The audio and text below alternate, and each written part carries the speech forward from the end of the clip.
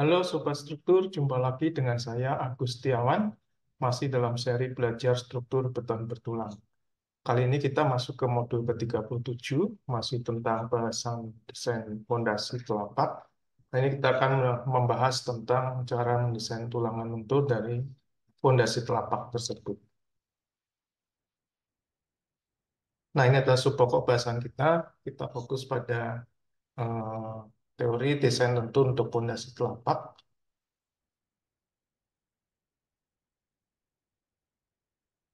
Nah, pada suatu pondasi telapak seperti pada gambar di samping, eh, untuk mendesain lentur kita harus menentukan besaran momen yang harus dipikul ataupun ditanggung oleh tulang lentur dan penampang daripada pondasi telapak.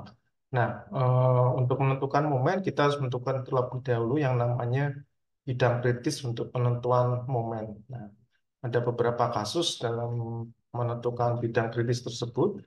Yang pertama adalah untuk pondasi telapak yang memikul kolom, pedestal atau dinding, maka eh, kita bisa mengambil contoh bagian yang pertama. Ini bidang kritis itu diambil terhadap muka daripada kolom. Sehingga kalau kita ataupun telapak pondasi itu memikul tegangan ultimate seperti ini, IU begitu. Kemudian ini panjang ini adalah katakan L, maka momen lentur yang muncul di sini adalah sebesar MU-nya sama dengan setengah IU dikali L kuadrat. Kemudian apabila memikul suatu pasangan dinding menerus, dinding pasangan begitu, maka untuk penambang kritisnya ini diukur dari setengah dari jarak dari bagian tengah ke tepi dinding. Jadi bagian tengah dinding, contoh ini nah, case yang kedua, ada pasangan dinding, ini bagian tengahnya di sini, maka kita ambil setengahnya lagi sampai di sini. Nah, sehingga bidang kritisnya adalah ada di sini untuk pasangan dinding. Jadi untuk pasangan dinding yang terletak langsung di atas fondasi telapak, berbeda dengan kolom yang terletak pada fondasi telapak. Jadi untuk kasus kolom, kemudian ini untuk dinding pasangan yang langsung terletak di eh, atas fondasi telapak. Jadi kita ambil setengahnya dulu, kemudian kita ambil setengahnya lagi atau sama dengan seperempat dari lebar pasangan dinding. Nah, ini adalah eh, panjang cantilevernya. Rumusnya sama juga. Bila di sini ada IU di situ, maka momen lentur yang timbul sama juga ya, setengah MU-nya sama dengan setengah IU dikali L kuadrat. Yang membedakan hanya cara mengambil titik kritisnya. Kemudian untuk pondasi yang mendukung kolom dengan plat base plate baja, plat dasar baja seperti ini, di gambar ketiga, maka diukur dari jarak muka kolom ke tepi plat alas baja, setengah dari jarak muka kolom ke tepi plat baja. Jadi kalau kita lihat jarak dari muka kolom ini hingga ke tepi sana, kemudian diambil setengahnya lagi begitu ya, berupa struktur. Nah, ini adalah L-nya untuk menentukan apa muka kritis ataupun menentukan besarnya momen lentur yang harus dipikul oleh pondasi telapak. Nah, jumlah tulang terpasang yang terus dibutuhkan oleh pondasi telapak ini kita juga harus mengontrol terhadap luas minimumnya. Jadi tidak bisa terlalu kecil karena kita harus memenuhi kebutuhan tulang susut atau suhu pada pondasi telapak tersebut. Nah, kemudian ditentukan juga jarak antar tulang maksimum. Ini tidak boleh lebih dari 3 kali tebal pondasi atau 450 mm.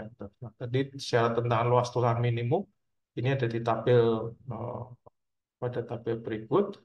Ini bisa kita jumpai juga di pasal 8611 dari SNI kita. Jadi untuk mutu tulangan yang lebih kecil dari 200, 420, maka S-nya sama dengan 0,0020 akros. Kemudian untuk F-yield yang lebih dari 240, maka diambil nilai terbesar antara persamaan satu dan persamaan kedua. Kita ambil mana yang lebih besar.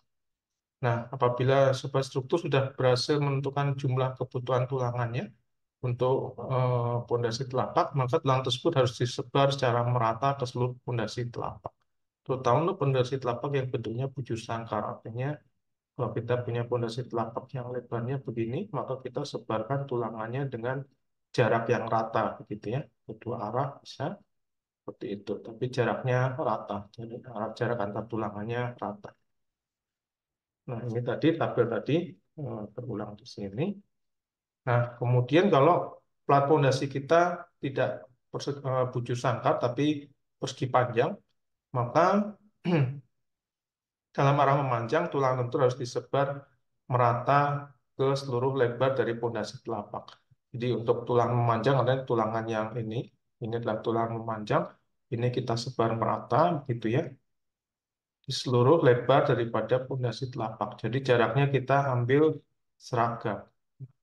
Bagaimana dengan tulang darah memendek?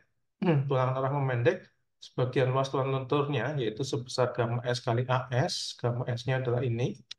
Kemudian ada faktor beta 1 adalah rasio panjang sisi panjang pondasi. Jadi kalau ini L, ini B, maka beta itu sama dengan L per B-nya berapa, begitu ya. Nah, kita masukkan gamma S, maka sebesar gamma S dikali AS ini harus kita distribusikan dalam satu jalur yang selebar dari sisi pendek. Jadi maksudnya bagaimana? Apabila sisi pendek kita adalah B, maka kita distribusikan tulangan sebesar gamma S kali AS tadi secara merata, gitu ya, seperti ini.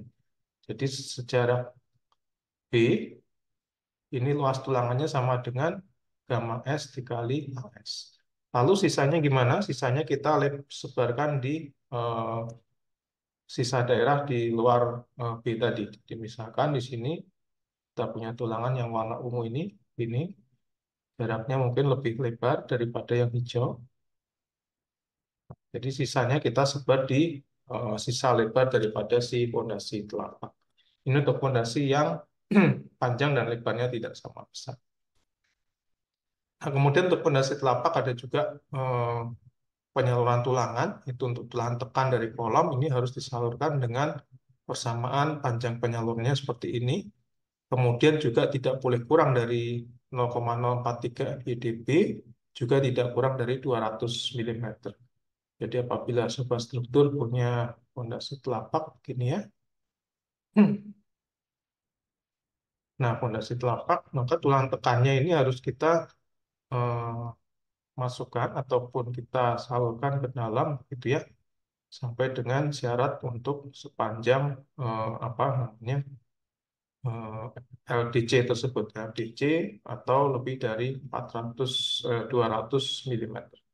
Kemudian untuk tulangan tarik ini harus disalurkan sepanjang dengan LD. Jadi untuk tulangan tarik kita juga harus salurkan seperti ini. Struktur tulang tariknya kita salurkan juga tulangannya. Jadi di sini pada tulang tarik maka panjang ini harus kita eh, ini adalah yang LD ini, gitu ya. Harus memenuhi syarat panjang tulang tarik. Sorry, sampai titik ini adalah LD ini. Itu LD-nya harus memenuhi untuk tulang tariknya. Nah, kemudian beban dari kolom ini juga harus disalurkan ke pondasi melalui mekanisme tumpu atau bearing. Besaran beban yang bekerja pada dasar kolom ini tidak boleh, jadi artinya beban gaya normal yang bekerja pada kolom, tempat yang berada di atas fondasi ini tidak boleh melalui kuat tumpu dari beton. Jadi apabila kita punya telapak fondasi, kemudian bekerja gaya PU begitu ya, sobat struktur. Nah, PU ini tidak boleh melampaui N1 ataupun nanti N2.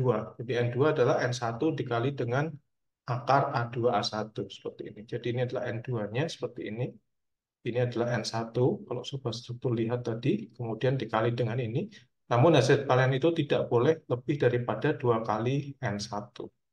Ini adalah N1-nya. Nah, A2 dan A1 apa? A2 dan A1 adalah seperti pada gambar di samping. Jadi kalau ini adalah bidang apa penyaluran bebannya ada di situ. Kemudian beban ini kita salurkan dengan sudut 45 derajat seperti ini. Maka A1 adalah luas persis di bawah beban tersebut. A2 adalah proyeksinya dengan perbandingan 1, 2 seperti ini. Di sini adalah A2-nya. Nah, rasio A2 per A1 ini tidak boleh akar dari A2 per 1, tidak boleh lebih dari 2. Nah, apabila beban aksial terfaktor PU tadi yang harus dipikul oleh fondasi, jadi kalau kita punya plat fondasi, kemudian beban dari kolom di sini adalah PU, nah, melebihi daripada N1 atau N2, maka kita perlukan namanya tulangan tambahan atau sering kita sebut stek kolom. Ya. Tulangan ini dapat berasal dari tulangan kolom diteruskan ke plat fondasi atau bisa juga dengan menyediakan sejumlah stek atau pasak. Jadi kalau ini tulangan dari kolom seperti itu, kemudian dirasa masih kurang, maka kita bisa tambahkan stek kolom. Ya. Di bagian kolomnya kita berikan tulangan tambahan itu. Nah, di sini kita berikan sambungan lewatan daripada tulangan kolom. Nah, kelebihan gaya yang harus dipikul oleh stek, jadi kita perhitungan juga jumlah steknya. Maka gaya yang harus dipikul dari stek itu adalah sama dengan PU-nya. Jadi PU dari kelebihan ini dikurangi dengan kapasitas tumpu daripada telapak. Ini kapasitas tumpunya berapa? Kalau lebih besar PU-nya, maka kita harus pasang stek tadi. Nah, luas stek tadi bisa dihitung dengan AST sama dengan PU kelebihan, ini dari sini, dibagi dengan kuat leleh daripada tulangan. Nilai ini harus lebih dari 0,005 agros. Jadi ini adalah AST minimumnya. Gitu. Nah, itu sobat struktur dasar-dasar untuk kita merencanakan desain lentur ataupun menghitung tulang lentur, merencanakan tulang lentur pada pondasi telapak.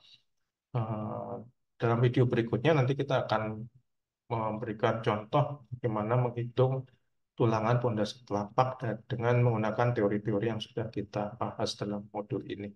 Mungkin cukup sekian, semoga bermanfaat untuk sobat struktur semuanya.